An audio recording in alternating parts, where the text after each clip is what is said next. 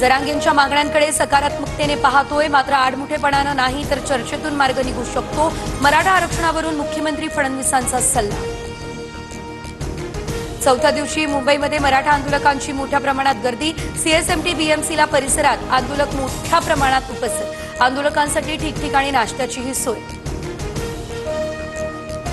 आझाद मैदानात खडी टाकण्याचं काम सुरू. महापालिकेकडून आतापर्यंत 5 ट्रक खडी उपलब्ध. पावसामुळे चिखल झाल्यानं खडी टाकण्याचं काम सुरू. आझाद मैदानावर जरांगेंच्या उपोषणस्थळी खासदार सुप्रिया सुळे यांची गाडी आंदोलकांनी अडवली. सुळेंच्या गाडीवर पाण्याच्या बाटल्या फेकत संताप. शरद पवारांनी आमचं वाटोळं केलं. आंदोलकांची जोरदार घोषणाबाजी. व्यासपीठावर आलेल्यांसोबत सन्मानानं वागा. गोंधळ घातल्यास आंदोलनस्थळी कुणीही येणार नाही. जरांगेंनी मराठा आंदोलकांना खडसावलं.